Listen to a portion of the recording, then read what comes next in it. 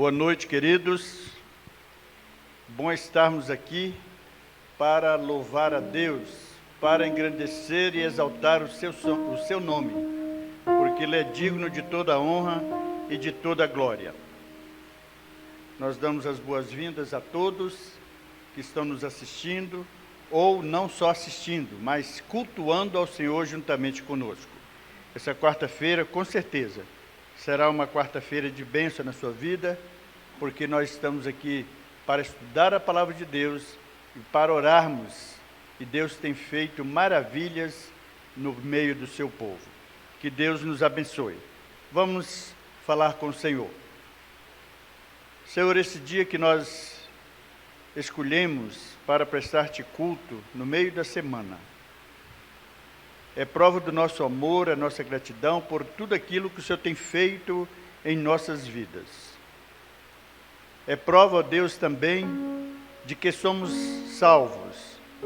Somos, ó Deus, libertos do pecado, lavados pelo sangue de Jesus Cristo. Agradecemos, ó Deus, porque o Senhor não poupou o teu Filho e se deu para que viesse nos salvar. Agradecemos a Deus por este momento de culto, quando os teus servos em casa e aqui estão adorando o Senhor. Receba como um cheiro suave no teu altar, porque nós fazemos, ó Deus, com alegria, para a honra e para a glória do teu santo nome. Oramos e bendizemos o teu nome, no nome santo de Jesus. Amém. Segundo Crônicas 7,14, não só o 7,14, mas nós vamos ler a partir do 12.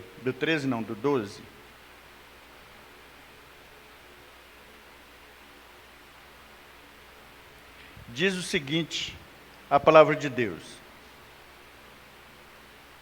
de noite o Senhor apareceu a Salomão e lhe disse: ouvi a sua oração e escolhi para mim este lugar, para a casa do sacrifício.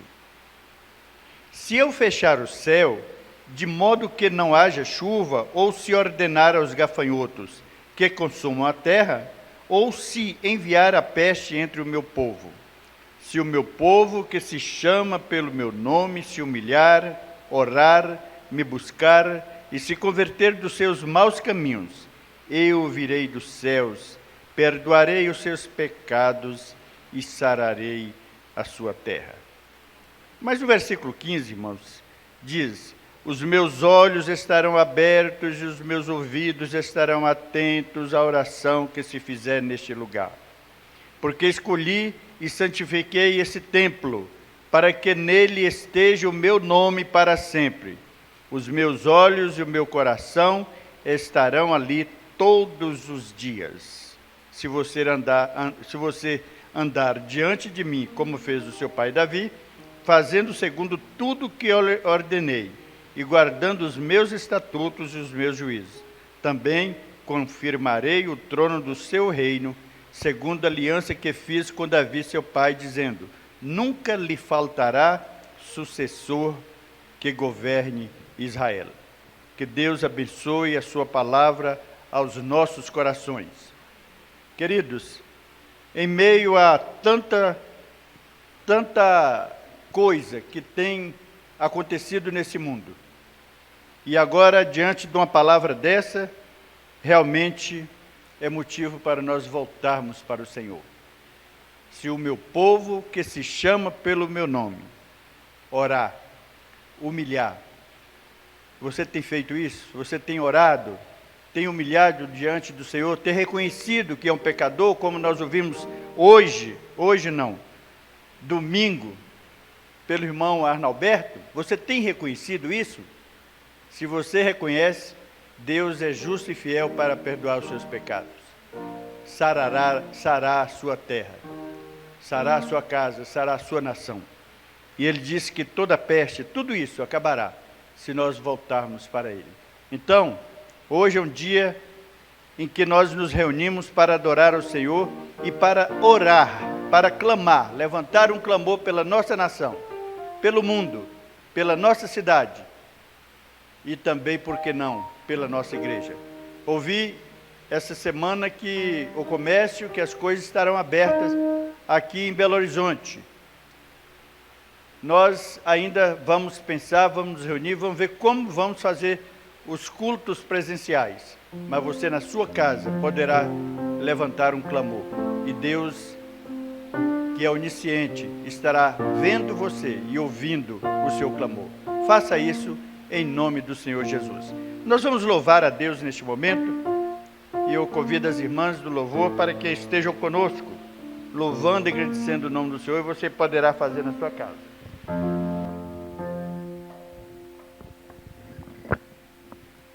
Como é maravilhoso, né, irmãos, estarmos na presença do nosso Deus, para junto entoarmos e engrandecermos.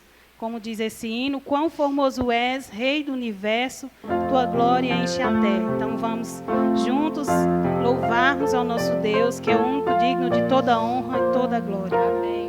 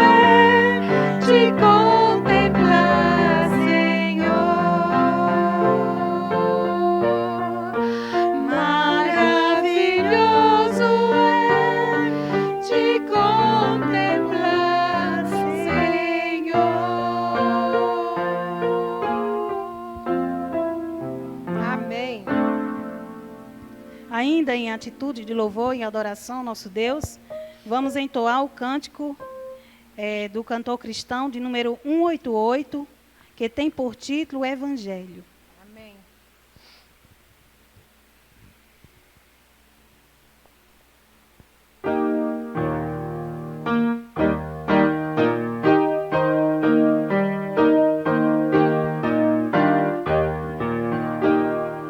A nova do Evangelho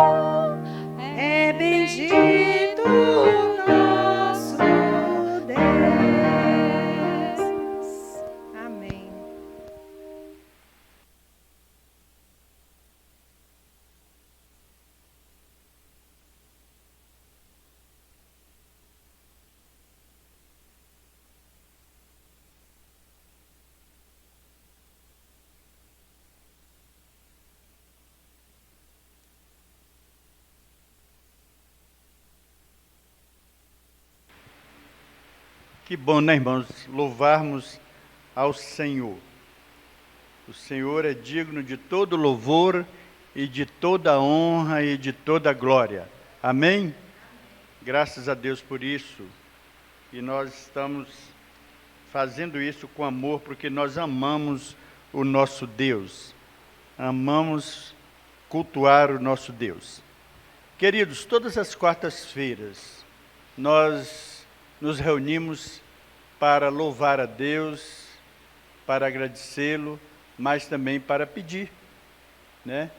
E Jesus Cristo diz que se nós batermos, né? Nós insistirmos, batermos na porta, Ele abrirá a porta. Então nós estamos batendo, pedindo para que Ele possa ouvir o nosso clamor diante de tantas necessidades. Nós estivemos orando já há algum tempo por alguns irmãos e amigos, e nós continuamos. A lista é só crescendo, irmãos, só crescendo. Mas também nós temos tido muitas respostas de oração. Então, se nós não oramos pedindo, oramos agradecendo, porque Deus tem feito maravilhas no seu povo. Graças a Deus, nós já temos notícia que o irmão Silas está bem melhor. Graças a Deus por isso. A irmã Maria Nunes está em casa, né? E muitos outros, Deus tem já respondido. E tem aqueles que já estão de idade e requer muito cuidado da família e, obviamente, o cuidado permanente do Senhor. Oremos para que Deus possa abençoá-los. São pessoas que estão da idade bem avançada, como a irmã Maria Nunes. Deus abençoou e ela já voltou para casa. O irmão Silas, também a mãe da irmã Marlene, né, a dona Geralda, a dona Penha, mãe da Lúcia também, que passou por maus pedaços. O irmão Wilson, avô do Daniel, também já de idade. Então são muitos que estão de idade e precisam e necessitam das nossas orações. A dona Aurita, mãe da irmã Adriana, o seu Juraci, pai da Janaína, pessoa também de idade, nosso amigo. O irmão Gilberto e a irmã Dora, além da idade, também vem um problema de saúde. E hoje nós vamos colocar esses nomes aqui diante do Senhor. No domingo tivemos a presença do irmão Francisco Basto, muito amado irmão, foi diácono na nossa igreja, e ele esteve aqui e pediu para que nós orássemos pela Nelly, irmã da irmã Isaltina. Ela já está com depressão bem difícil, né? Um grau bem alto, e também com demência. Então precisamos orar para que Deus abençoe. Mas orando também, irmãos, por aqueles que estão cuidando. Os cuidadores também sofrem, imagine. Eles sofrem porque vê os seus entes queridos passando por momentos tão difíceis e às vezes não pode fazer muita coisa. Então nós devemos orar para que Deus dê paciência e fé, que a fé deles seja fortalecida. Então são muitas as pessoas que nós temos para elevarmos os nossos pensamentos a Deus neste momento.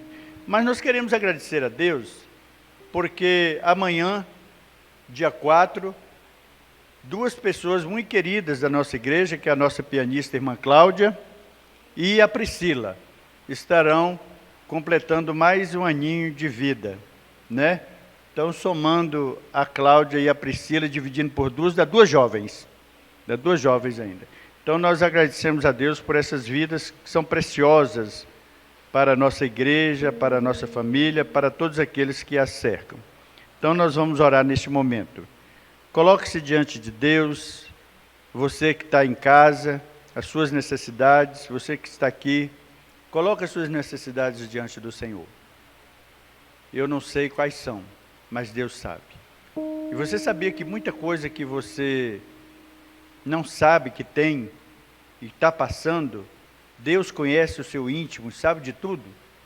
Muitas vezes o médico não descobre uma doença, não descobre uma dor que você está sentindo, mas Deus sabe.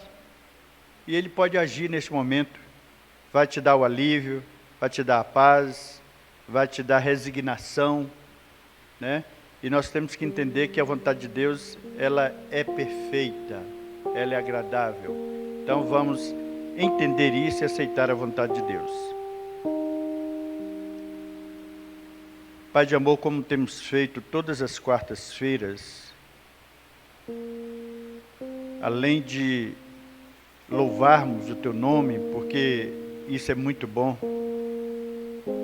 além de adorarmos ao Senhor, porque isso deve ser todos os dias, todo momento da nossa vida,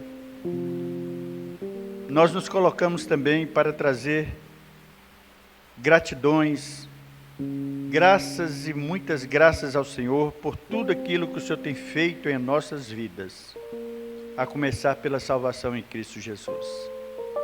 Agradecemos a Deus porque o Senhor nos tirou das trevas e nos trouxe para a maravilhosa luz.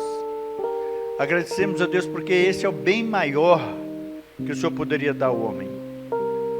Agradecemos a Deus porque o Senhor não poupou o teu filho, mas muito pelo contrário, entregou para que sofresse em meu lugar, em lugar de todos aqueles que eu aceito como seu único e suficiente Salvador. Agradecemos, Senhor Deus, por isso. E neste momento, Deus, queremos pedir que o Senhor faça-nos entender que muitas provações, muitos problemas, muitas dificuldades que passamos podem ser provações. Por que não? Nós sabemos, ó Deus, que o metal precioso, o ouro, ele é provado no fogo para ver se ele é bom. Muitas vezes nós somos provados e nós não entendemos isso. Ó Deus, tira de nós, para muito longe de nós, de ficarmos reclamando, se maldizendo. Mas, ó Deus, que em tudo nós possamos dar graças ao Senhor, porque a Tua vontade é santa, pura, perfeita e boa em nossas vidas. Abençoa-nos como povo do Senhor, como membros do Teu corpo, que é a igreja. Pedimos a Deus que o Senhor esteja nos dando sabedoria, discernimento, para que possamos entender a Tua vontade em nossas vidas. Mas nós colocamos também, ó Deus, as necessidades. Muitos estão passando por problemas seríssimos. Oh, meu Deus, acolha cada um no Teu colo de amor. Acolha, Senhor Deus, cada um com a Tua palavra. Acolha, Senhor Deus, e dê, Senhor Deus, o linimento para as suas dores. Dê, Senhor Deus, o alívio para as suas almas que estão aflitas. Meu Deus, derrama a Tua misericórdia sobre esses nomes, meu Deus, que nós lemos aqui e muitos outros. Meu Deus, cuida, Senhor Deus, de nós como uma mãe, como um pai cuida do bebê, com todo amor, com todo carinho. Nós sabemos que isso é do Senhor. Abençoa, Senhor Deus, dê entendimento aos Teus servos que estão passando por momentos difíceis, e abençoa, Senhor Deus, fortalecendo aqueles que cuidam dos enfermos, os médicos, os enfermeiros, os cuidadores, os parentes, os vizinhos, todos aqueles que estão cuidando de alguém. Dê paciência, Senhor Deus, dê força e disponibilidade para que faça com amor, porque fazendo isso estão fazendo para o Senhor. Abençoa a Tua igreja, Senhor, neste momento que estamos passando de transição. Até aqui o Senhor tem nos ajudado. E nós sabemos que não somos órfãos, porque o Senhor é o sumo pastor da Tua igreja. Nós agradecemos a Deus pelos Teus servos que se disponibilizam a trabalhar. Nós te agradecemos a Deus por aqueles que têm nos ajudado no louvor, na mídia, no cuidado com o patrimônio, também na mensagem. Que o Senhor esteja, ó Deus, capacitando a cada um, renovando as suas forças e aumentando, ó Deus, em cada um o amor, a vontade, a paixão pela Tua obra. Ó meu Senhor, mas abençoa-nos também para que possamos sair das quatro paredes e onde nós formos, na nossa casa, no trabalho, na viagem, em qualquer lugar, na padaria, em qualquer lugar, que, ó Deus, nós não poupemos palavras para levar a palavra de salvação àqueles que precisam. Abençoa-nos, ó Pai, neste momento difícil de pandemia. Muitos estão, ó Deus, partindo sem a salvação. Meu Deus, que pena. Mas aqueles que estão ainda doentes, enfermos, levante alguém, Senhor, para que vá ali e leve a Tua palavra salvífica.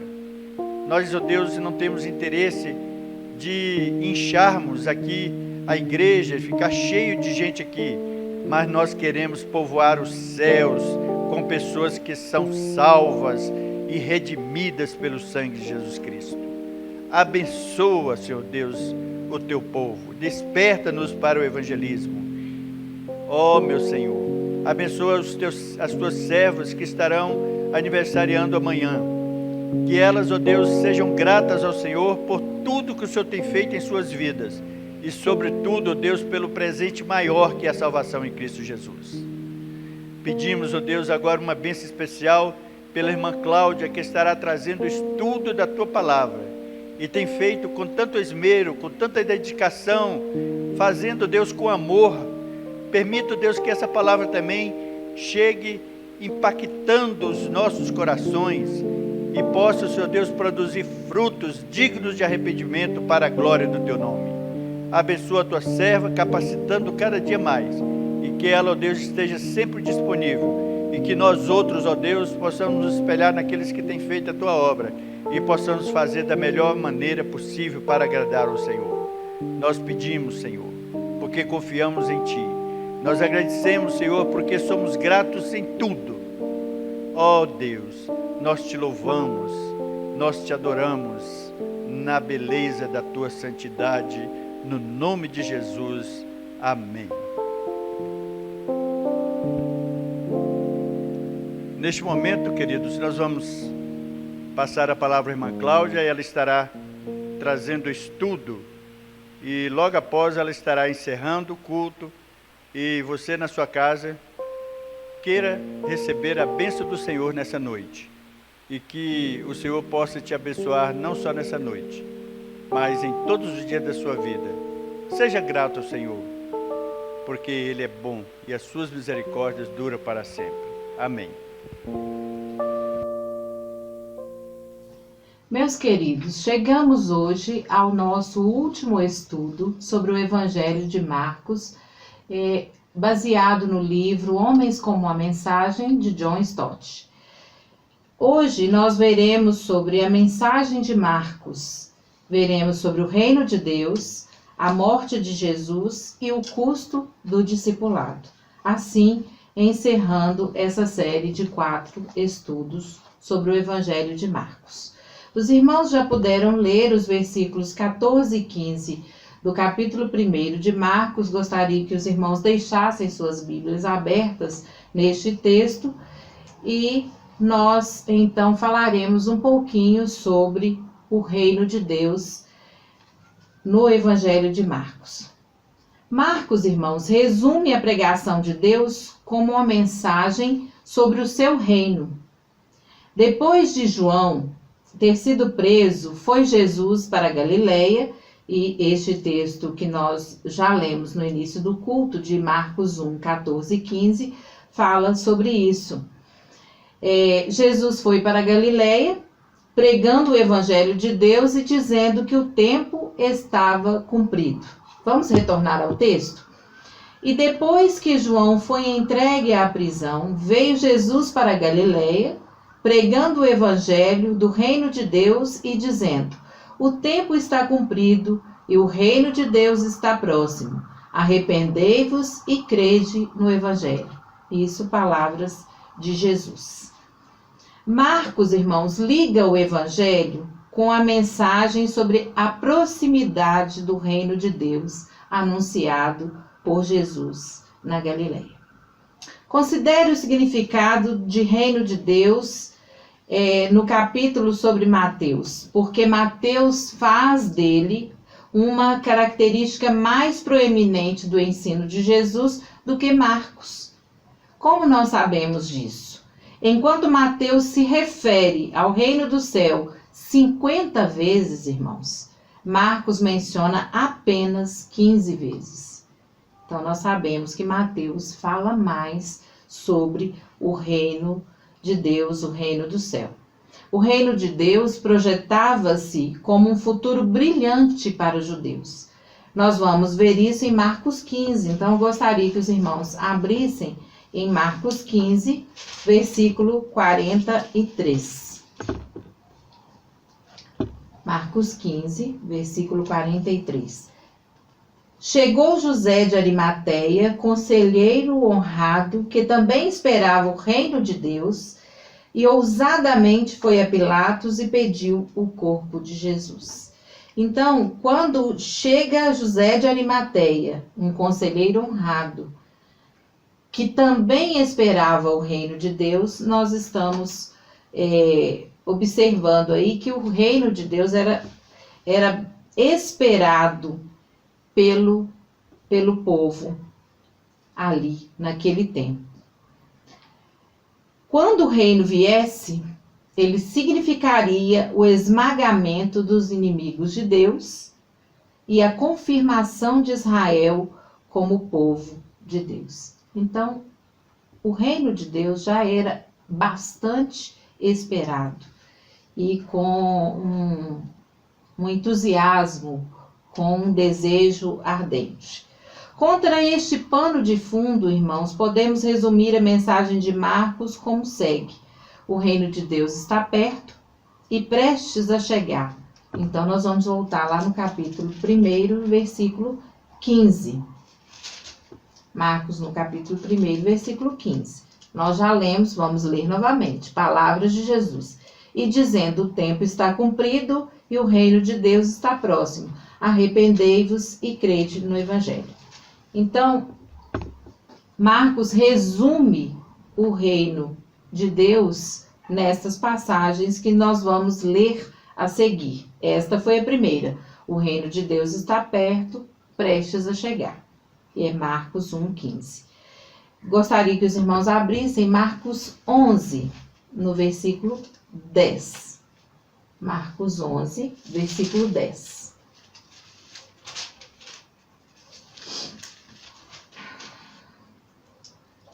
No versículo 10 de Marcos 11 diz assim: bendito o reino de nosso pai Davi, que vem em nome do Senhor. Hosana nas alturas.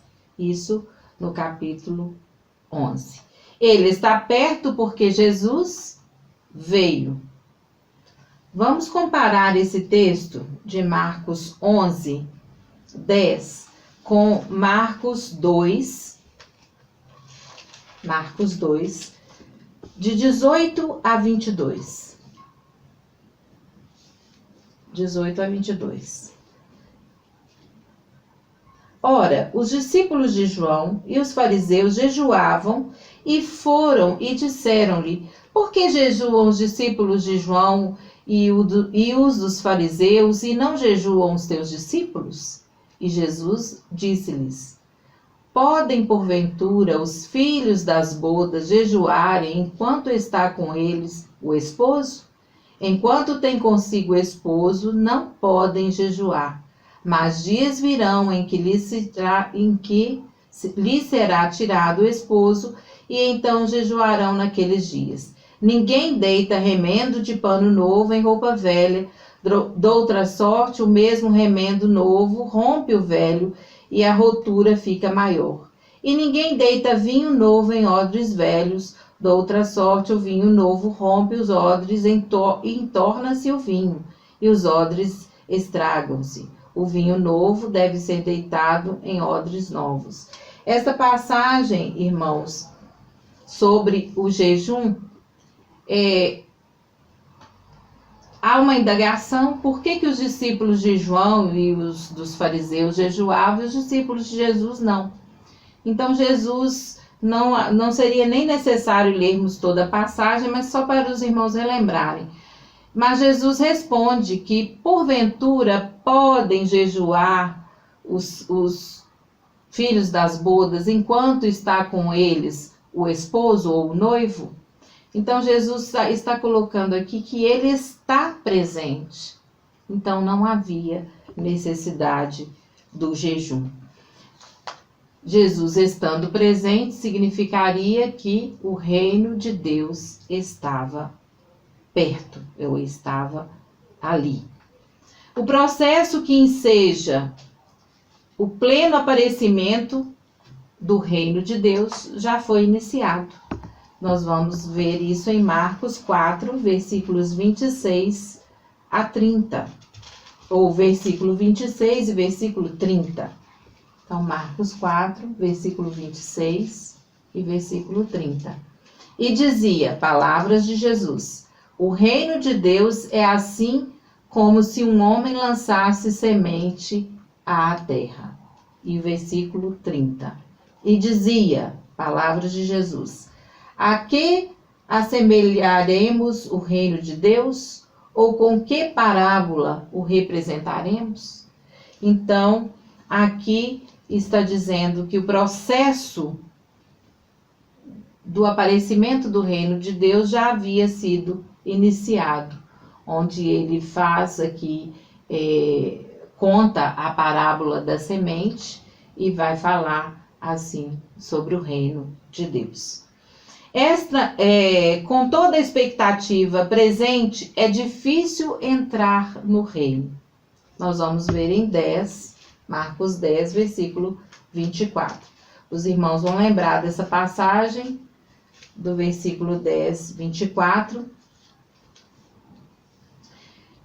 E os discípulos se admiravam destas duas palavras, mas Jesus, tornando a falar, disse-lhes, Filho, quão difícil é para os que confiam nas riquezas entrar no reino de Deus.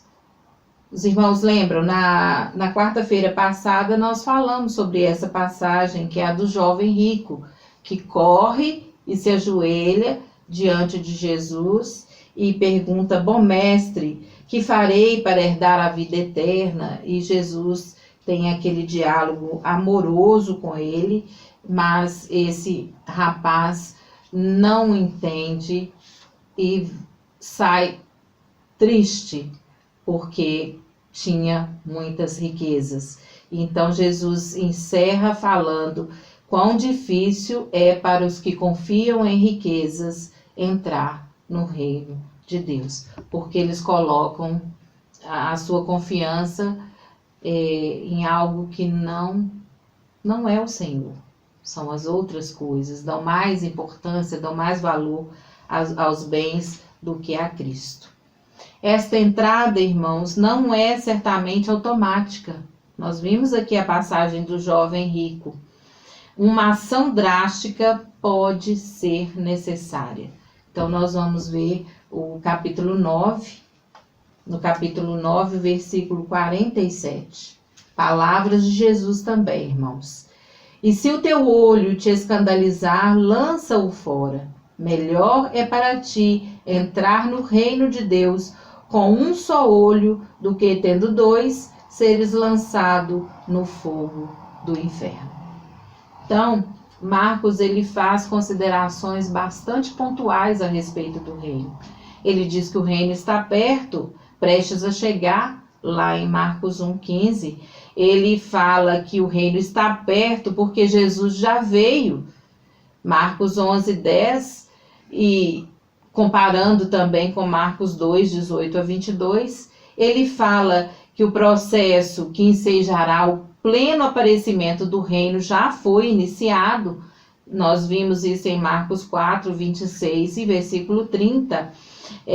Com toda a expectativa presente, é difícil entrar no reino. Marcos 10:24 é o caso do jovem rico. E nós vimos que esta entrada não é automática. Ela exige uma ação drástica. Por quê? Porque nós temos que estarmos dispostos a pertencer a este reino. Então, muitas são as dificuldades que aparecem. Esse texto aqui que Jesus adverte sobre os escândalos, em que ele fala que se o teu olho te escandalizar, é uma passagem bastante dura. Tem muitas pessoas que leem e ficam chocadas com o que vê. Será que realmente nós temos que arrancar um olho para entrar no reino? mas o que fala aqui é sobre o escândalo. E nós estamos sempre neste enfrentamento de escândalos. Muitos irmãos em Cristo não são reconhecidos aí fora como servos do Senhor. Aquele camarada ou aquela pessoa era crente. Não sabia. Para nós isso é uma tristeza muito grande, a pessoa não ser reconhecida como um filho de Deus.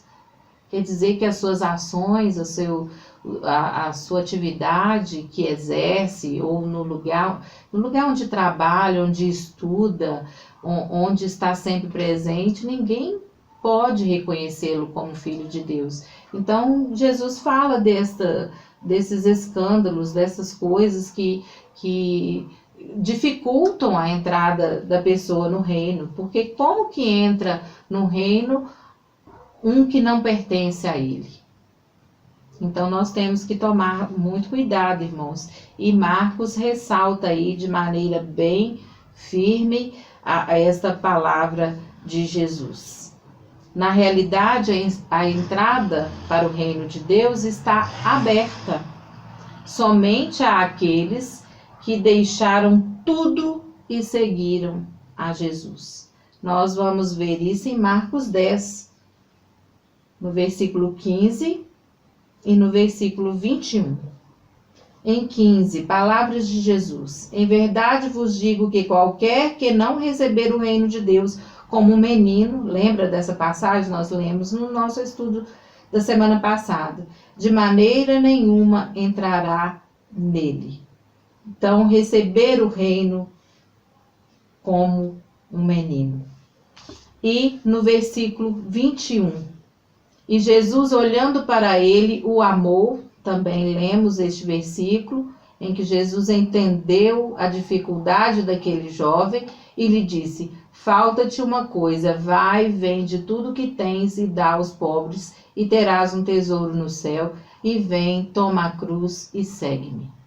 Então, fala que a entrada para o reino, ela está aberta, mas somente aqueles que deixam tudo e seguem a Jesus. Então, nada deve nos prender, nem riquezas, nem família, nem trabalho, nem qualquer interesse outro que não seja o de servir a Deus.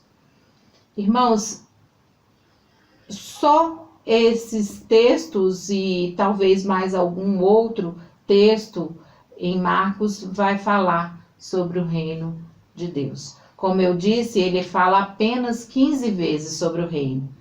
E enquanto Mateus se refere ao reino dos céus em 50 vezes. Nós vamos, irmãos, falar também sobre a morte de Jesus. Lembra que eu disse aos irmãos que Marcos se detém a falar desta parte de Jesus em 6 capítulos? Nós vamos ver a partir do capítulo 11 que Marcos vai falar sobre essa chegada de Jesus a Jerusalém, os últimos momentos do seu ministério e sua morte. E nesse ponto, a gente entra em contato com os conflitos das autoridades com o ministério de Jesus, o que acaba a encaminhar a morte do nosso Cristo. Moody, irmãos, diz que o Evangelho de Marcos omite considerável porção de material. Este material que ele quer dizer é sobre os ensinos de Jesus. Moody diz também que Marcos passa por cima de todo o ministério de Jesus na Judéia e a maior parte do trabalho dele além do Jordão, na Pérea. Ele diz que isso é inteiramente justificado quando a gente percebe que esta ideia, a partir do capítulo 11, é a consumação proposital para o qual a vida do nosso Senhor se dirigiu. Então, Jesus, a parte mais importante do seu ministério era se dirigir a Jerusalém como Cordeiro de Deus que tira o pecado do mundo.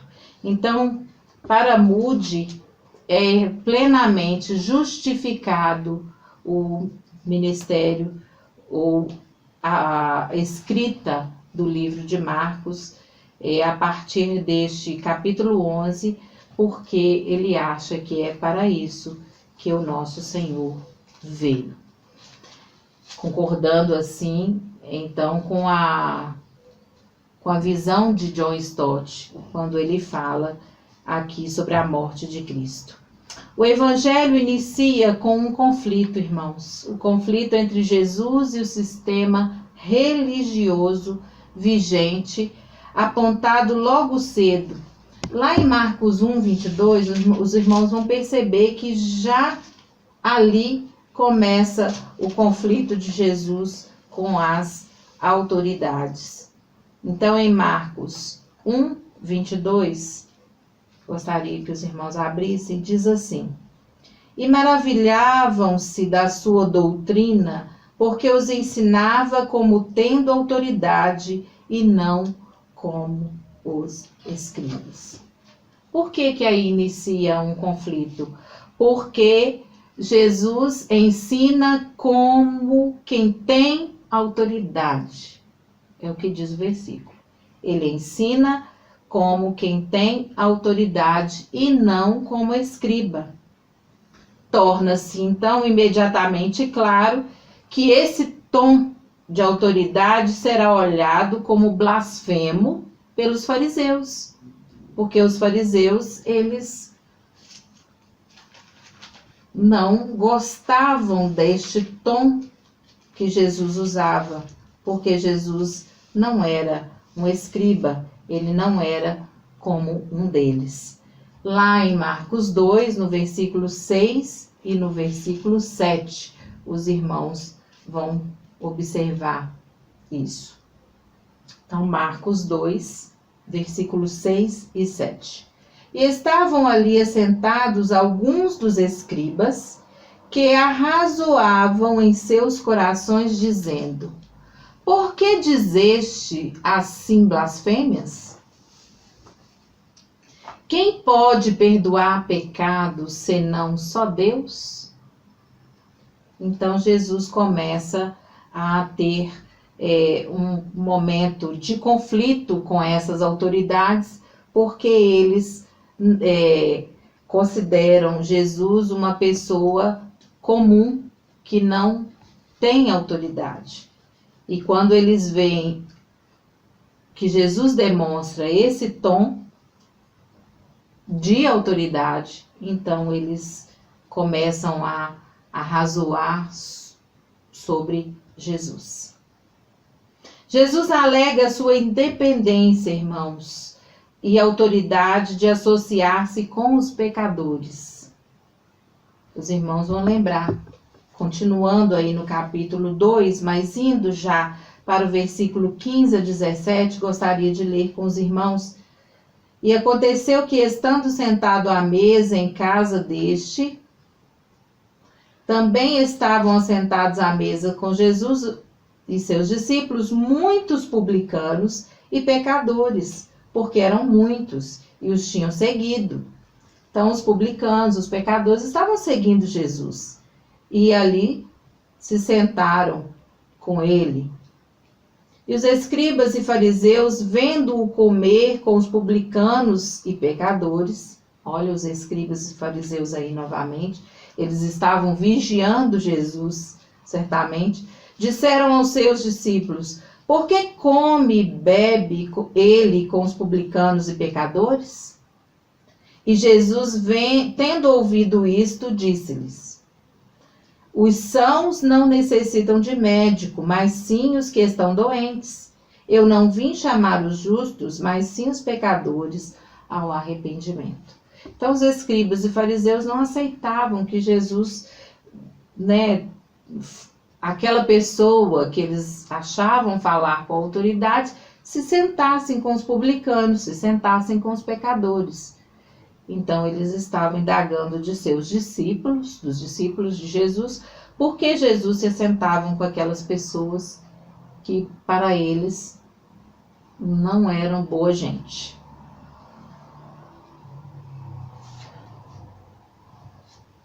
Essa autoridade de Jesus também é observada porque ele reordena as regras para o jejum.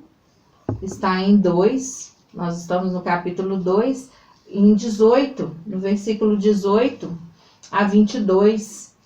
Ora, os discípulos de João e os fariseus jejuavam.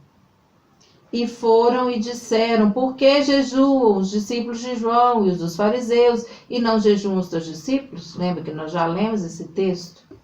Agorinha mesmo, nós já lemos esse texto. Então, Jesus reordena as regras prescritas para o jejum. Ele diz que enquanto o noivo está presente, não havia necessidade de jejuar. A observância do sábado, nós vamos ver que há grande conflito com Jesus por causa do sábado. Nós vamos ver em 2, 23 a 28. E aconteceu que, passando ele num sábado pelas searas, os seus discípulos, caminhando, começaram a colher espigas. Lembra, irmãos? Aí os fariseus, onde os fariseus estavam? De olho neles. Os fariseus lhes disseram: vês, por que fazem no sábado o que não é lícito? Então os fariseus estavam presos a quê? À lei. Mas ele disse-lhes: nunca lestes o que Davi fez quando estava em necessidade e teve fome, ele e os que com ele estavam? Como entrou na casa de Deus, no templo de Abiatar, sumo sacerdote, comeu os pães da proposição, dos quais não era lícito comer, senão aos sacerdotes, dando também aos que com ele estavam? E disse-lhes, isso palavras de Jesus, irmãos: o sábado foi feito por causa do homem, e não o homem por causa do sábado. Assim o Filho do Homem, até do sábado, é Senhor. Então, nós vemos aí que os fariseus e os escribas estavam sempre a observar as ações de Jesus. Estavam sempre em busca de incriminá-lo, de colocar a sua vida em risco. O resultado imediato, irmãos, é execrável. No capítulo 3, no versículo 6, diz que, retirando-se os fariseus, conspiravam logo com os herodianos contra ele, em como lhe tirariam a vida. Então, nós vamos dando aqui um segmento à morte de Jesus. O que antecede? Então, Marcos ressalta desde o capítulo 1, em alguns pontos, que os escribas e os fariseus estavam sempre observando Jesus, já com intenções de tirarem a vida do Senhor, porque Cristo estava entrando em choque com a autoridade destas pessoas. Ante a menção de colaboração entre fariseus e herodianos, neste plano, os quais viviam geralmente brigando entre si, e aí é certo, né, os fariseus e os herodianos brigavam entre si, mas como tinham um inimigo em comum, o inimigo Jesus, eles estavam então conversando a respeito de como poderiam tirar a vida do nosso Senhor. Marcos salienta, irmãos, a força da oposição a Jesus. O conflito é mais adiante realçado pelo incidente em 3:20 a 30. Nós não vamos ler, mas eu gostaria que os irmãos abrissem. Marcos 3, versículos de 20 a 30.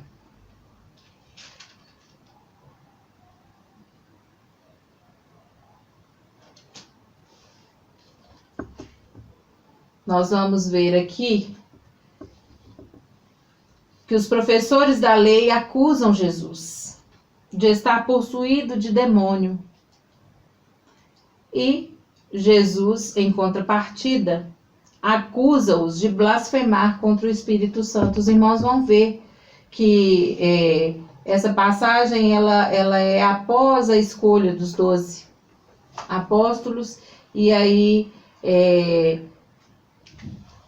eles foram para uma casa e ali afluiu uma grande multidão e eles não podiam comer pão, e quando os seus, e aí os seus aqui são os parentes de Jesus, o ouvem, ouviram que ele estava ali, saíram para o prender, porque diziam que Jesus estava fora de si.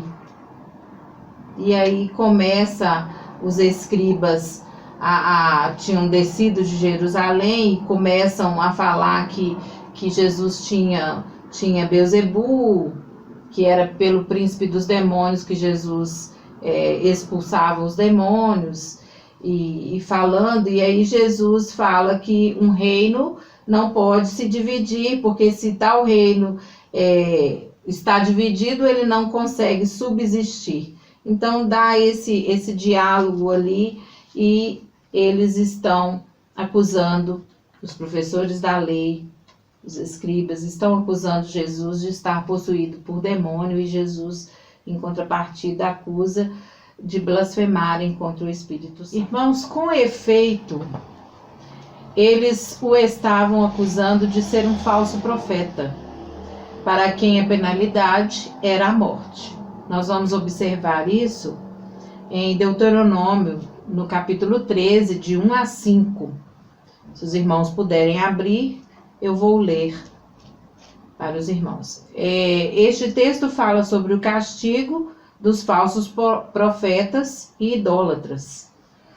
Diz assim: quando o profeta ou sonhador de sonhos se levantar no meio de ti e te der um sinal ou prodígio, e suceder o tal sinal ou prodígio de que te houver falado, dizendo: vamos após outros deuses que não conheceste, sirvamo-nos, não ouvirás as palavras daquele profeta ou sonhador de sonhos, porquanto o Senhor vosso Deus vos prova, para saber se amais o Senhor vosso Deus com todo o vosso coração e com toda a vossa alma. Após o Senhor teu Deus, ou ao Senhor vosso Deus, andareis, e a ele temereis, e os seus mandamentos guardareis, e a sua voz ouvireis, e a ele servireis, e a ele vos achegareis. E aquele profeta ou sonhador de sonhos morrerá, pois falou rebeldia contra o Senhor vosso Deus, que vos tirou da terra do Egito e vos resgatou da casa da servidão, para te apartar do caminho que te ordenou, o Senhor teu Deus, para andares nele, assim tirarás o mal do meio de ti. Então, o falso profeta era condenado com a morte. Ao passo, irmãos, que Jesus os acusava de rebelião arrogante contra o Senhor, como aquela cometida pelos filhos de Eli. O texto que fala sobre isso está lá em 1 Samuel, no capítulo 2, versículo 25, no capítulo 3, versículos 13 e 14. Nessa passagem de Samuel, ela é extensa, mas o versículo 25, para que os irmãos entendam, eu vou ler o versículo 25, mas gostaria de contar a história. Os filhos de Eli se deitavam com as mulheres que em bando se juntavam à porta da congregação. Então os filhos de Eli se deitavam com essas mulheres e eles faziam o povo errar. Então Eli é cobrado por isso, porque esses filhos dele estavam fazendo tanto malefício ao povo. No versículo 25 de 1 Samuel 2 diz assim: pecando o homem contra homem, os juízes o julgarão. Pecando, porém, o homem contra o Senhor, quem rogará por ele? mas não ouviram a voz de seu pai, porque o Senhor os queria matar. E aí vem Samuel, capítulo 3, versículos 13 e 14. Porque eu já lhe fiz saber que julgarei a sua casa para sempre, pela iniquidade que ele bem conhecia, porque fazendo-se os seus filhos execráveis, não os repreendeu. Portanto, jurei à casa de Eli que nunca jamais será expiada a sua iniquidade, nem com sacrifício, nem com oferta de alimentos. Então, enquanto os escribas e herodianos acusavam o Senhor de ser um falso profeta, o Senhor os acusava de rebelião rebelião arrogante contra o Senhor. Marcos, irmãos, faz-nos saber que a oposição a Jesus vem de Jerusalém. Em Marcos 3, versículo 22, nós vamos ver que os escribas vinham de Jerusalém, estavam observando Jesus. Então, Marcos 3, versículo 22. E os escribas que tinham descido de Jerusalém diziam: tem Beelzebu, e pelo príncipe dos demônios expulsa demônios. Então, eles vinham de Jerusalém. Eles acusavam Jesus de ensinar impureza, e Jesus replica que eles ensinam a desobediência. Nós vamos ver isso em Marcos 7, de 5 a 9. Marcos 7, de 5 a 9.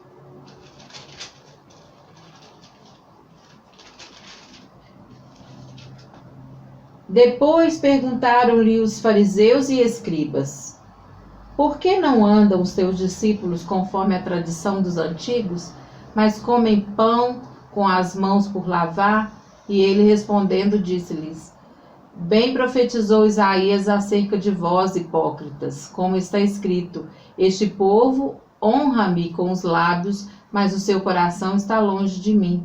Em vão, porém, me honram, ensinando doutrina que são mandamentos de homens, porque deixando o mandamento de Deus, retendes a tradição dos homens, como lavar dos jarros e dos copos, e fazeis muitas outras coisas semelhantes a estas. E dizia-lhes: bem invalidais o mandamento de Deus, para guardardes a vossa tradição.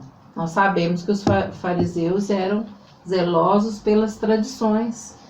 Então, enquanto eles acusavam Jesus de ensinar impureza, quer dizer, Jesus estava saindo da tradição ali, e Jesus os dizia que eles estavam ensinando a desobediência.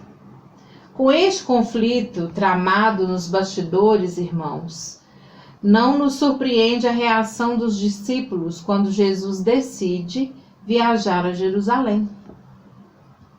Eles se admiravam e o seguiam tomados de apreensões. Nós vamos ver lá em Marcos 10, versículo 32.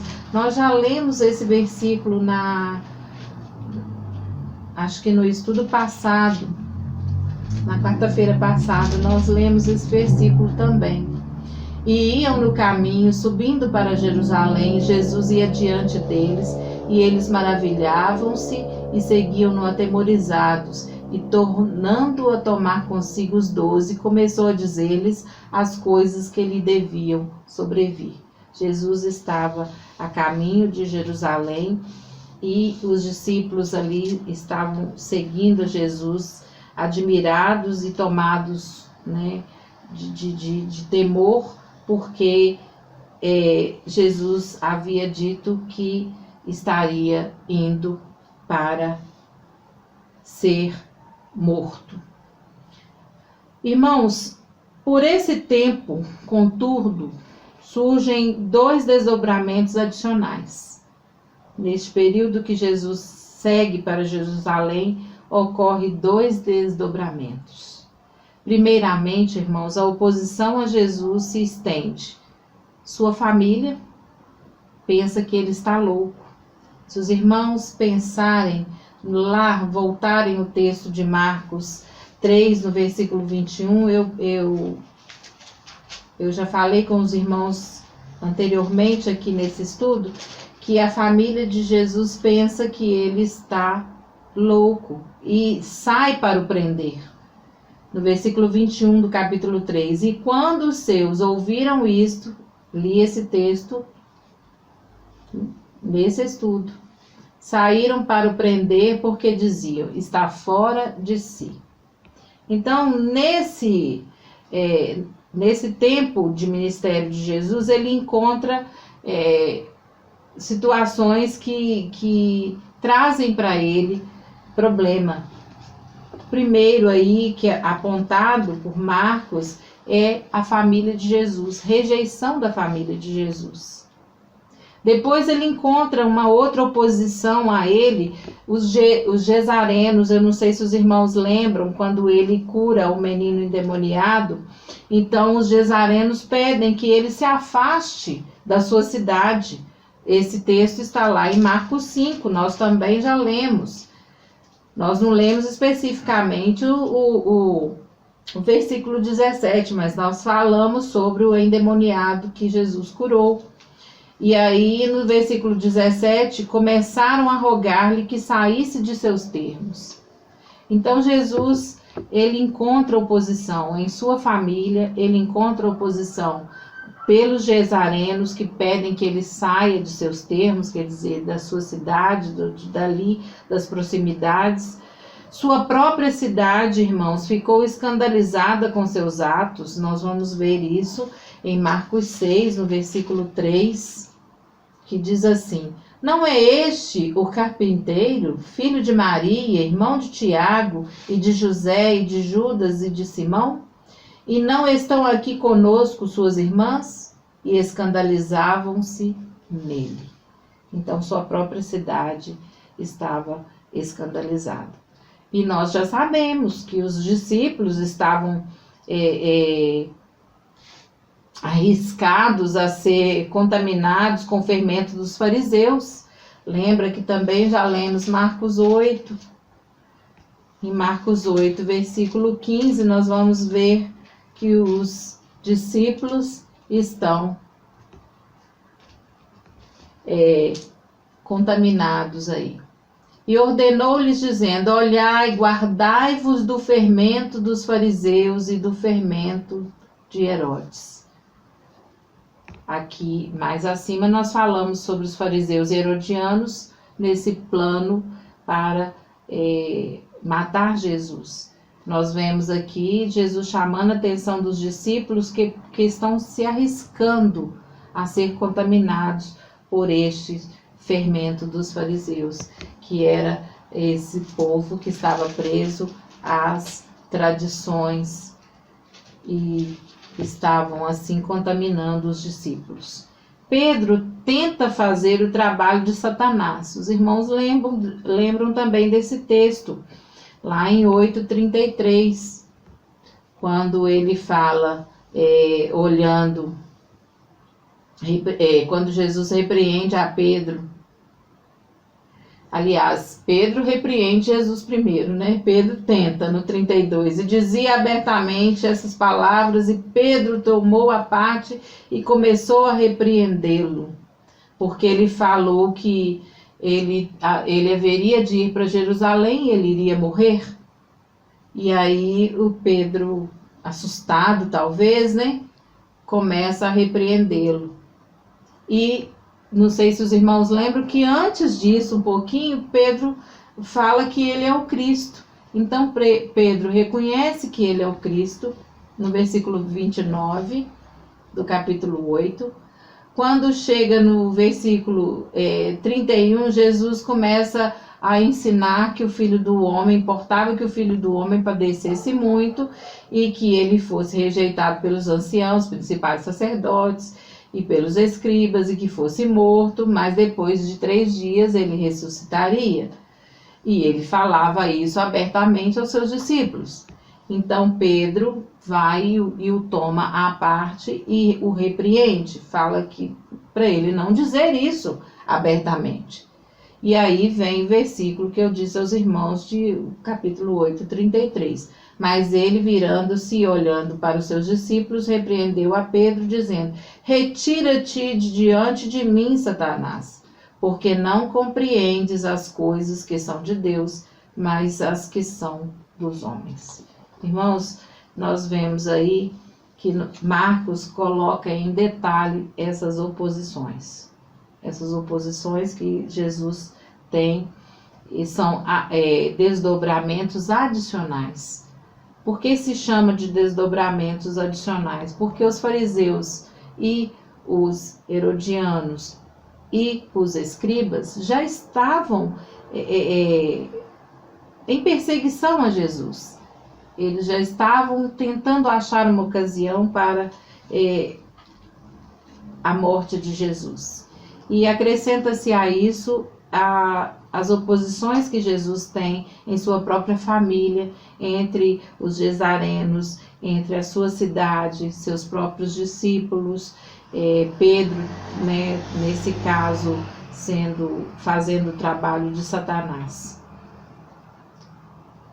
Jesus chama a geração de adúltera e pecadora. Nós vamos ver isso em 8:38.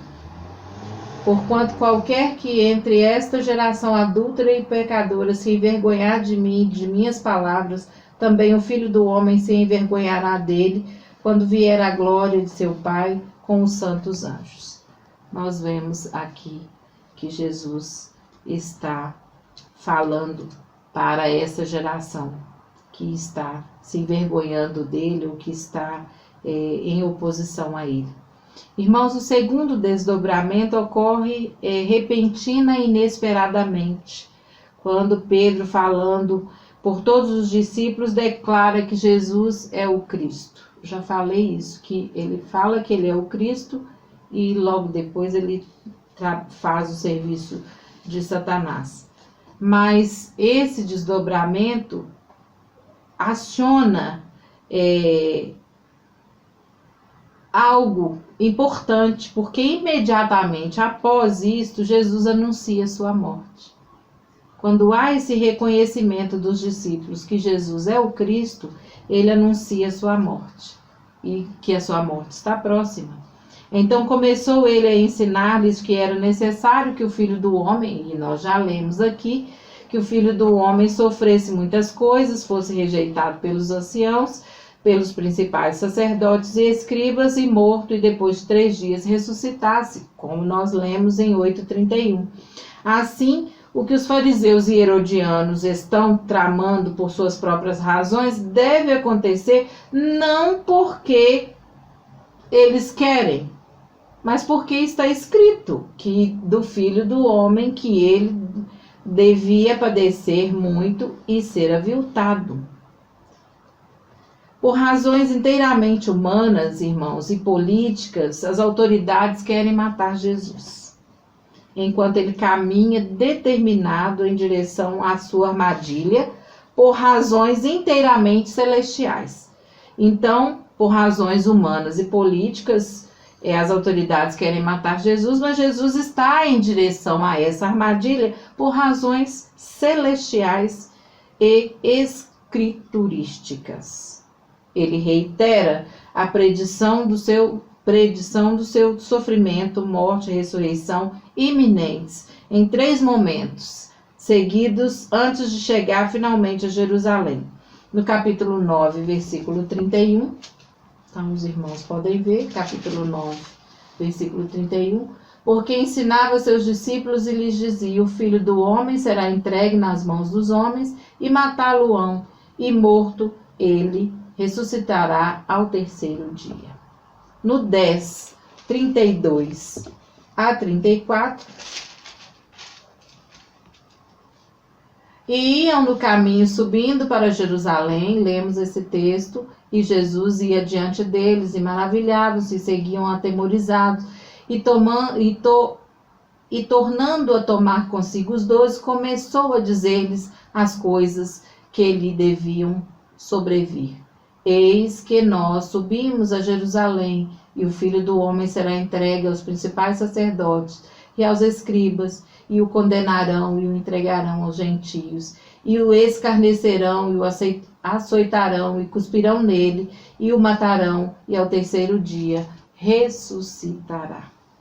Então ele fala sobre a sua morte, e que esta morte ela tem um objetivo não humano, mas celestial.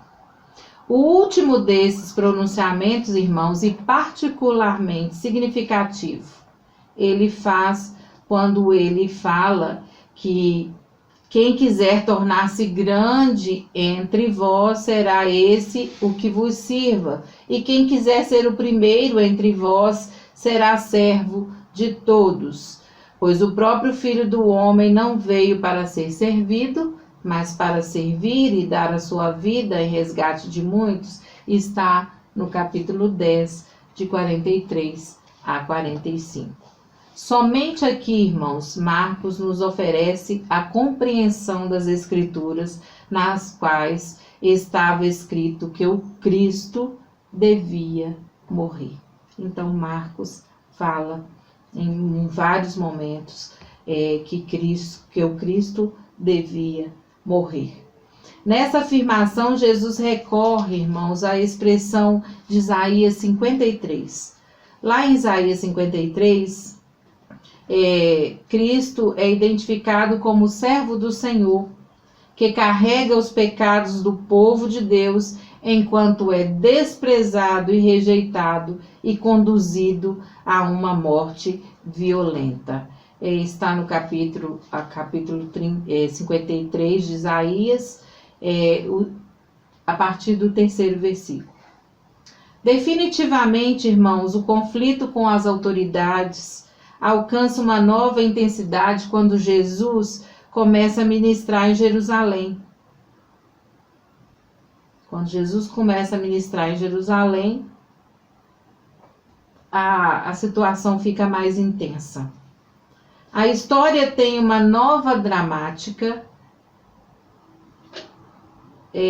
quando Jesus repentinamente anuncia que sua morte não será causada apenas pela oposição das autoridades religiosas. Um dos 12 vai traí-lo. Então ela ganha uma nova dramática reviravolta. Então não é apenas as autoridades que vão contra o Senhor, mas um dos 12 se levantará para traí-lo. A identidade do traidor não é revelada, e todos os discípulos professam total lealdade. Contudo, no final, não há diferença entre Judas, que o abandonou e aliou-se à oposição, e os demais que o abandonam e fogem. E assim, no final das contas, não há muita diferença entre os discípulos que consentem em sua morte e seus francos opositores que a engendram. Isso, irmãos, palavras constadas no livro de John Stott. A questão é que todos, quer discípulos ou inimigos, estão igualmente necessitados de que alguém morra por eles e dê a sua vida em resgate de muitos, para o perdão dos pecados.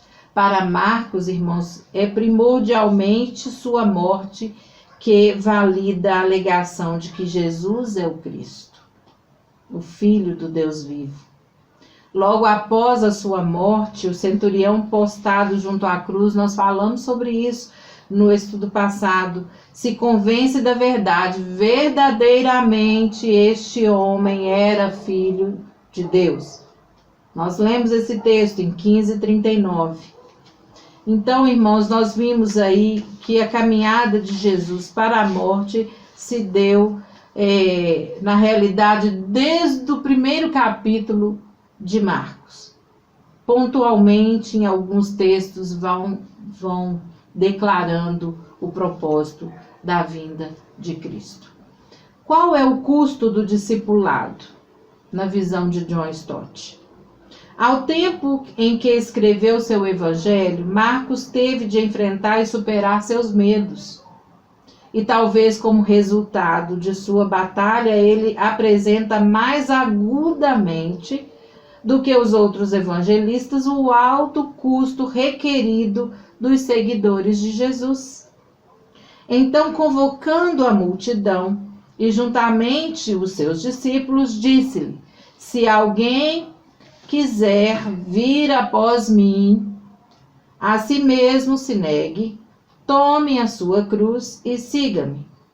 Quem quiser, pois, salvar a sua vida, perdê-la-á. E quem perder a vida por causa de mim e do meu ou do evangelho, salvá-la-á. Está no capítulo 8, 34 e 35.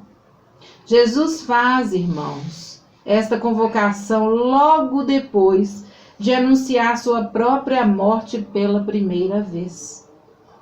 Então, seus discípulos devem seguir o mesmo caminho, levando sua cruz, prontos para perder suas vidas por ele e pelo evangelho.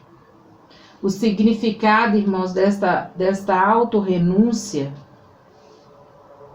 é explanado mais claramente em Marcos 10, 17 e os versículos seguintes, quando o jovem rico é desafiado, ou Jesus desafia o jovem rico: vai, vende tudo que tens, dá aos pobres e terás um tesouro no céu.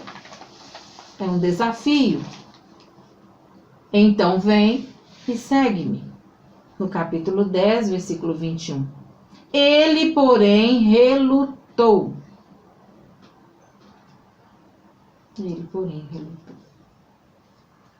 Pedro afirma: eis que nós tudo deixamos e te seguimos. No 10, 28. E então houve a promessa de Jesus de que, nós lemos também esse texto, ninguém há que tenha deixado casa, ou irmãos, ou irmãs, ou mãe, ou pai, ou filhos, ou campos, por amor de mim e por amor do evangelho, que não receba já no presente o cêntuplo de casas, irmãos, irmãs, mães, filhos e campos, e com eles perseguições, e no mundo por vir a vida eterna. Então, juntamente com tudo isso, temos perseguições, e no mundo vindouro, vida eterna. Os discípulos, irmãos, viviam numa cultura em que as raízes do lar, por isso que se fala em família aqui, casa, mãe, pai, filhos. A família era o lar, a família eram muito importantes, muito importantes. Na verdade, os judeus, irmãos, acreditavam que a terra de sua família fora dada a eles por Deus. E assim, basicamente, não deveriam sequer ser doada ou vendida. Apesar disso, Jesus convida a dar as costas a tudo isso por sua causa. Quando ele fala ao jovem rico: vai e vende tudo que tens e dá aos pobres. É um convite para deixar estas coisas para trás. É verdade que ele promete que receberão outro tanto de volta. Porém, o que eles receberão não é o mesmo que eles abandonaram. Eles abandonaram suas famílias humanas e recebem uma família de Deus. No capítulo 3, 34 e 35. E também sofrerão perseguições, porque estarão desafiando uma geração adúltera e pecadora. E isto lhes acrescenta mais do que as coisas que eles renunciaram. Nem todo cristão é instado a deixar lar e família, irmãos, por causa de Jesus. Porém, Marcos foi. Ele teve de deixar a segurança e a riqueza do lar de sua família em Jerusalém e viajar primeiro com Barnabé e Paulo para Chipre. e depois disso não sabemos aonde, exceto que incluía a Ásia Menor, e terminou em Roma com Pedro e Paulo. Ele foi auxiliar dos dois, considerado por Pedro como um filho. Ele se tornou um pescador de homens ao lado deles, de Pedro, de Paulo, estendendo as mãos como seu Senhor aos necessitados e perdidos, esquecido de si mesmo, renunciando a todas as coisas para receber muito mais. E ele também atrai pessoas a Cristo através de seu, entre aspas, soberbo evangelho, que fala tão vividamente hoje como falou a Mateus, a Lucas, quando estes estavam buscando inspiração para o seu próprio trabalho. Irmãos, este é o trabalho de Marcos em seu evangelho. Palavras fortes que antes devo dizer aos irmãos, e já falei no estudo passado, não havia colocado tanta atenção. Mas é um trabalho tremendo, curto, porém forte, e que ressalta bastante o trabalho, o ministério, a morte, a ressurreição de Cristo, trazendo vida para aqueles que o aceitam, que aceita tomar cada dia a sua cruz e segui-lo.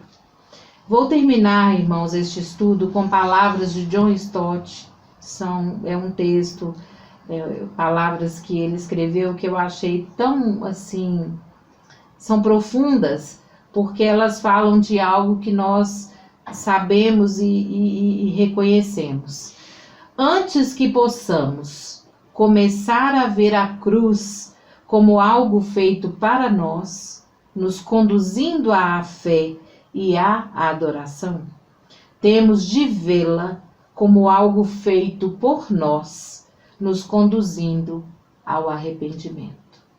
Que Deus, irmãos, nos abençoe no propósito de servir o Senhor, de buscá-lo.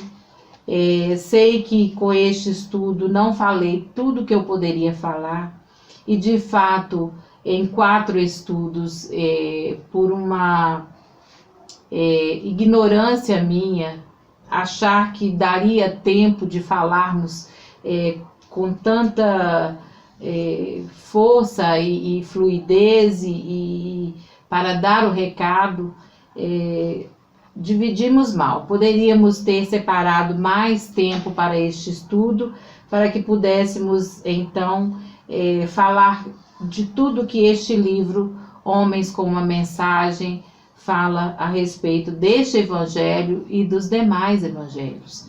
Mas que Deus complete em nossos corações. Agradeço, irmãos, a oportunidade de ter falado mais sobre este livro, o Evangelho de Marcos, a partir de Homens com uma Mensagem de John Stott. Gostaria de dizer aos irmãos que, podendo ler este livro, é interessante porque a gente pode entrar em contato com detalhes que, ao ler a Bíblia, às vezes a gente passa e esquece de notar. Ele explica muito bem esta mensagem que Marcos quis transmitir e de fato transmitiu. Espero que tenha sido proveitoso para cada um dos irmãos, como foi para mim, que nós possamos ter mais oportunidades de estudar a palavra de Deus e de aprendermos com estes servos do passado que o Senhor usou para trazer a sua mensagem até nós. Irmãos, nós vamos encerrar este culto orando ao Senhor, agradecendo a Deus pelos bons momentos que Ele nos deu de estudo da palavra, e agradeço mais uma vez a presença de todos conosco. Senhor Deus, muito obrigado, ó Pai, por este estudo. do Evangelho de Marcos. Muito obrigado pelo crescimento que o Senhor nos proporcionou. Te peço, ó Deus, que o Senhor aplique em nossos corações e na nossa vida diária a Tua palavra. Que possamos, ó Deus, ser bênçãos nas Tuas mãos. É o que te peço e agradeço, ó Deus, no nome santo e poderoso de Jesus. Amém.